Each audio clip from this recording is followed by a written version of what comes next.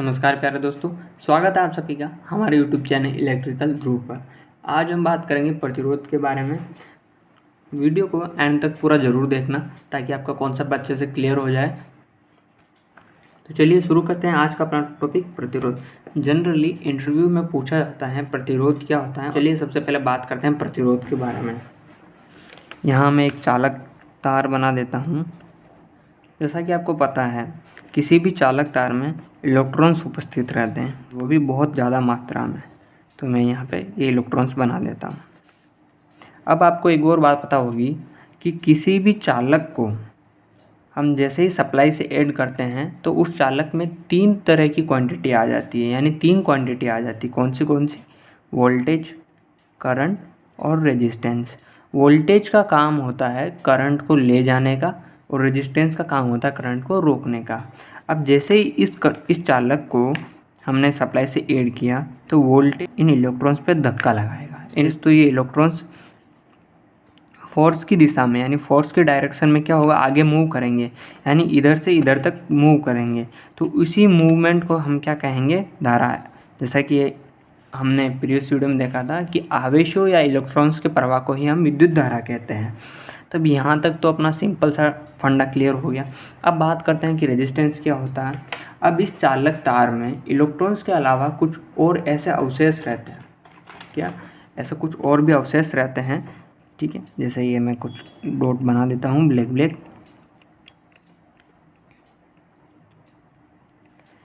ये काम करते हैं धारा को रोकने का। क्या काम करते हैं? धारा को रोकने का। और इन्हीं को हम कहते हैं प्रतिरोध। यानी सिंपल सी फंडा क्या हो गया, धारा को ले जाने का काम करता है वोल्टेज, और धारा को ले जाने का काम करता है वोल्टेज, और धारा को रोकने का काम कौन करता है? रेजिस्टेंस। यानी इसकी सिंपल सी डेफिनेशन हो गई कि किसी चालक द्वारा धारा के मार्ग में रुकावट पैदा करना प्रतिरोध कहलाता है। इसकी डेफिनेशन क्या होगी, जब किसी चालक में विद्युत धारा प्रवाहित की जाती है तो चालक विद्युत धारा के मार्ग में रुकावट डालता है, जिसे हम कहते हैं प्रतिरोध। प्रतिरोध को डिनोट किया जाता है R से। यानी अगर प्रतिरोध को अगर कहीं पे आपको लिखना है तो उसको R से लिखेंगे। अब हम बात करते हैं प्रतिरोध और प्रतिरोधक, यानी रेजिस्टेंस और रजिस्टर के बारे में। रेजिस्टेंस किसको कहेंगे और रजिस्टर किसे कहते हैं, ये ऐसे क्वेश्चन पूछे जाते हैं। तो आपको सिंपल से आंसर देना है कि रेजिस्टेंस पदार्थ का गुण होता है, यानी धारा को रोकने का जो गुण है वो प्रतिरोध कहलाता है। और जो पूरी डिवाइस रहती है, यानी जिसकी वजह से वो गुण उत्पन्न हो रहा है, वो पूरा डिवाइस क्या कहलाएगा, रजिस्टर। जो धारा को रोकने का काम कौन कर रहा है, रेजिस्टेंस। ये जो रोकने का गुण है वो कहलाएगा रेजिस्टेंस। लेकिन ये जो पूरा चालक तार है जिसमें ये रेजिस्टेंस है, उसको हम क्या कहेंगे, रजिस्टर। तो यहाँ तक आपको सिंपल से समझ में आया होगा। अब हम बात करेंगे रेजिस्टेंस के फॉर्मूले के बारे में। किसी चालक सिरे, यानी एक चालक था अपना, ये एक चालक हो गया। इन चालक के दोनों सिरों, एक ये सिरा और एक ये सिरा, इन दोनों सिरों के बीच में जो पोटेंशियल डिफरेंस है, और इस चालक तार में से प्रवाहित धारा, यहाँ से क्या प्रवाहित हो रही है, धारा। इन दोनों के बीच के जो पोटेंशियल डिफरेंस और इसमें से प्रवाहित धारा, इन दोनों के रेशियो को हम क्या कहेंगे, रेजिस्टेंस। यानी ये चालक है, ठीक है, ये एक चालक है। इस चालक में जितना वोल्टेज, यानी जितना पोटेंशियल डिफरेंस, यानी पोटेंशियल डिफरेंस का मतलब होता है इस वाले टर्मिनल और इस वाले टर्मिनल दोनों के बीच में जो वोल्टेज का डिफरेंस है उससे हम कहते हैं पोटेंशियल डिफरेंस। इन दोनों के पोटेंशियल डिफरेंस और जो धारा है इसमें से प्रवाहित हुई, उन दोनों के रेशियो को ही हम क्या कहते हैं, रेजिस्टेंस। यानी प्रतिरोध की एक और डेफिनेशन बन जाती है, वोल्टेज और धारा के अनुपात को हम रेजिस्टेंस कहते हैं। अब मान लीजिए कहीं कहीं आपसे पूछा जाता है कि 1 ओम किसे कहेंगे, ठीक है, 1 ओम किसे कहेंगे। तो 1 ओम का क्या मतलब हो जाता है, यदि किसी चालक के दोनों सिरों पर उपस्थित जो विभवांतर रहता है, यानी जो ये V की वैल्यू है वो कितनी है, 1 वोल्ट है। कितनी है, 1 वोल्ट। V की वैल्यू है 1 वोल्ट, और उसमें प्रवाहित, उस चालक तार में प्रवाहित धारा का मान भी 1 एम्पियर है। तो उस चालक के प्रतिरोध का मान कितना होगा, 1 ओम। यानी जो वोल्टेज की वैल्यू रहेगी वो कितनी है, 1 वोल्ट है। धारा का मान था वो था अपने पास 1 एम्पियर। तो जो रेजिस्टेंस आएगा वो कितना आएगा, 1 से 1 हो गया तो 1 आएगा। कितना आएगा, 1 ओम। तो इसी को हम कहेंगे 1 ओम। इसको डेफिनेशन के थ्रू हम बाद में समझेंगे, पहले मैं आपको सिर्फ बस सिंपल सा इसे बता रहा हूँ।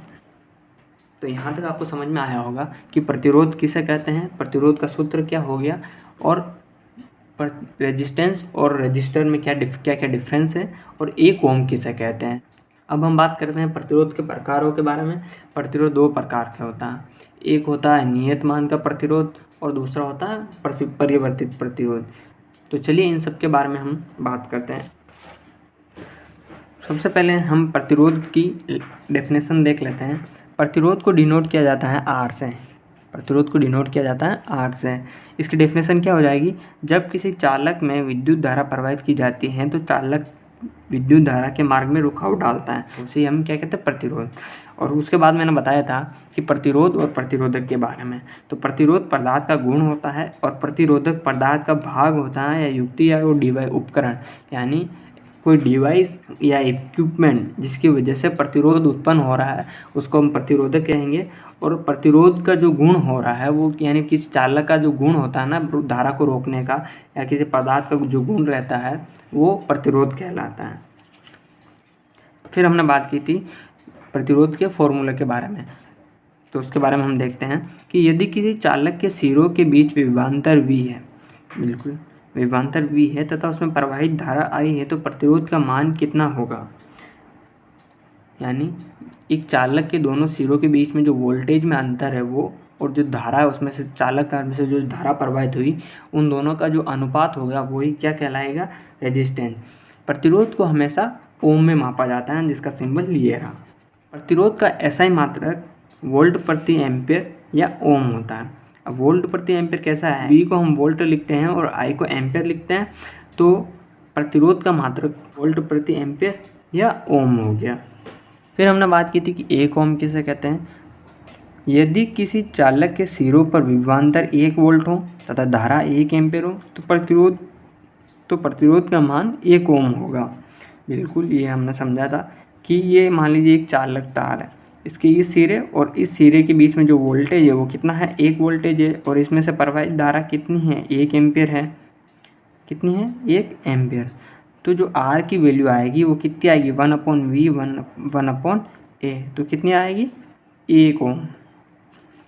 तो जैसा कि अपना फॉर्मूला था R = V/I, यानी वोल्टेज और धारा के अनुपात को हम रेजिस्टेंस कहते हैं। उसके बाद हम बात करेंगे प्रतिरोध के प्रकारों के बारे में।